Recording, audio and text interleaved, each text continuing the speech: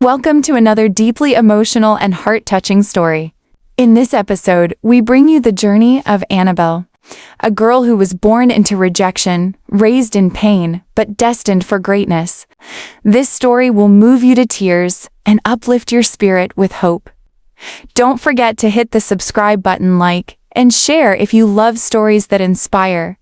Now, let's dive right in. Annabelle came into the world not with laughter and celebration, but with silence and sorrow. It was a cold, quiet morning at Hope General Hospital. A young woman, barely 24, sat silently on the edge of her hospital bed, staring blankly at the tiny bundle wrapped in white beside her. The baby had her eyes, soft, innocent, searching. But the young mother knew deep down she couldn't give her what she needed. With trembling hands, she scribbled on a piece of paper, "Please take care of her for me. I have no money to pay hospital bills, let alone take care of her." "I'm sorry." She gently tucked the note beside the baby and disappeared into the early morning mist. No one saw her leave, except God. Nurse Rose, a kind-hearted and aging midwife, found the note. She had been working at the hospital for over 25 years. Married, but childless, she had always longed to be a mother. When she saw the baby with that note, her heart melted. Without hesitation, she took the child into her arms. This one will be called Annabelle," she whispered. Nurse Rose took Annabelle home. But her husband, Mr. Jonathan, was not pleased. He never wanted children, especially not one left behind like a piece of trash. "Why would you bring a prostitute's child into this house?" he spat. Rose ignored him, focusing instead on raising Annabelle with love, dignity, and discipline. As Annabelle grew, so did the tension in the house. Jonathan insulted her openly, saying, "You're not my child, you're nothing but a burden." But Nurse Rose protected her as best she could. Her love for Annabelle grew deeper with each passing year. By the time Annabelle turned 16, things became unbearable. Mr. Jonathan began suggesting she get married. "She's old enough," he said. "Let her bring something useful into this house." Rose refused. "She's still a child, and she deserves an education," she said, even though they were struggling. But soon after, life dealt another blow. Nurse Rose was fired from the hospital after budget cuts. Their only source of income was gone. Jonathan refused to support the house. "I won't feed a girl that isn't mine," he said coldly. Annabelle started selling oranges on the street to survive. She would hawk from dawn till dusk, shouting, "Sweet oranges, very sweet oranges." Some days she would beg. Other days, she would go hungry. By age 19, Annabelle was still hawking on the same street. Her face had matured with quiet strength. Her beauty was subtle but radiant, the kind that came with scars and survival. One man noticed her regularly, Daniel. He was a millionaire who lived humbly and simply. He admired her consistency, her strength, her quiet dignity. One day, curiosity and concern pushed him to follow her home, not to harm her, but to understand her world. At her gate, he met the ever-rough Mr. Jonathan sitting outside. "I'm looking for a young girl who hawks oranges on the street," Daniel said politely. "Oh? You mean that one?" Jonathan said eagerly. "She's inside. You want her? Take her. She's of no use here." Daniel was shocked at the man's readiness to give the girl away. Annabelle was called outside. Confused and frightened, she saw Daniel, whom she often noticed but never spoke to. "You're going with him," Jonathan barked. "But Mama Rose?" she whispered. Nurse Rose had been ill for weeks. She lay on her bed, weak, coughing, and unable to walk. Annabelle ran to her, knelt beside her bed, and cried, "Mama, he wants to give me away." Rose, with her fading strength, pulled Annabelle close and whispered, "Go, my child. Wherever you go, may the angels go with you. Don't look back. Be great. Live." Daniel took Annabelle to his home, a beautiful, calm mansion surrounded by flowers and birdsong. Annabelle was stunned. "Welcome to my humble home," Daniel said kindly. "I hope you like it." "It's beautiful," she replied with a confused face.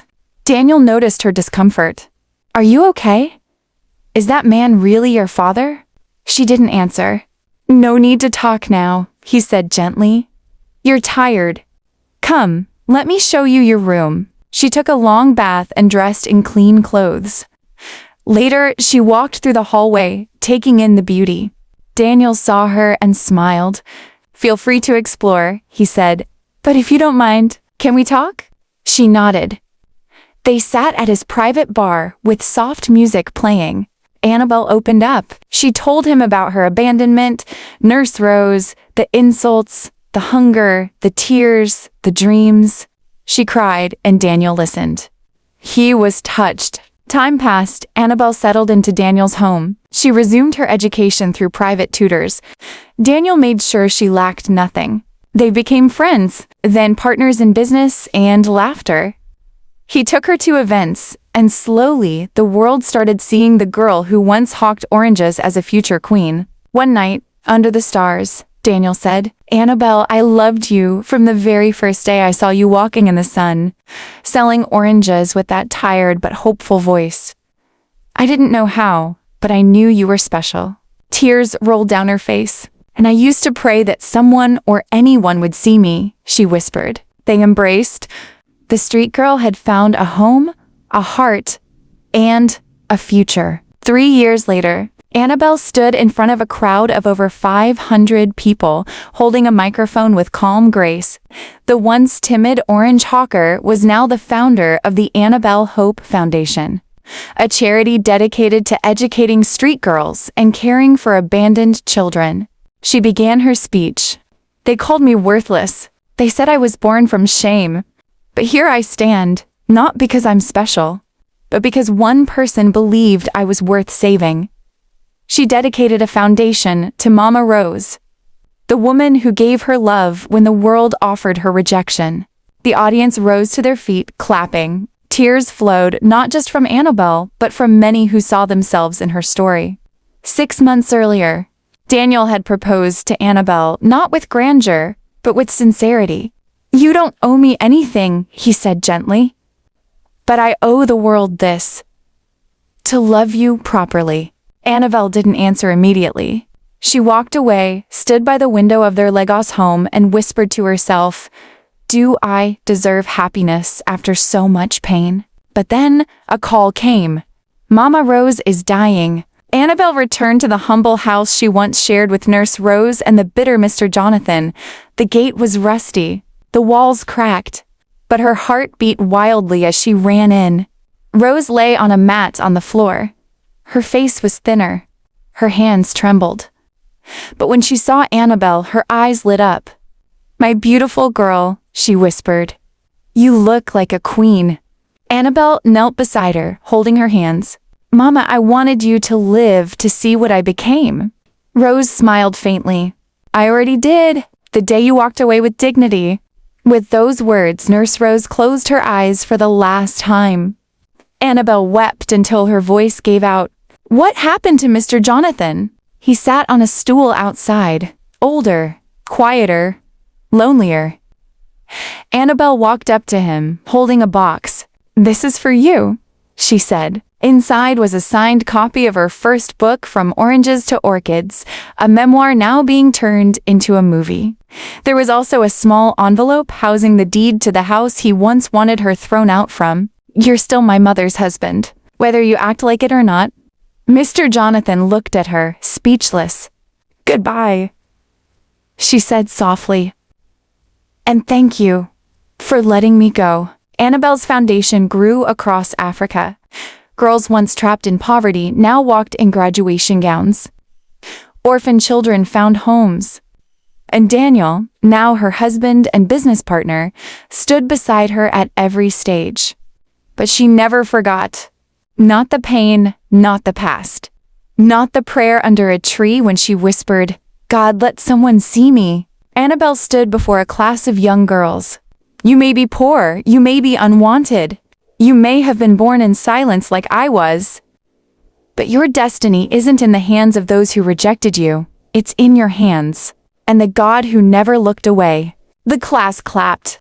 Some cried. And somewhere, Deep in heaven, a woman named Nurse Rose smiled. If this story has moved you, please like, share, and comment, because sometimes all someone needs is to be seen. Please subscribe for more emotional stories that remind us pain births purpose and rejection is not the end.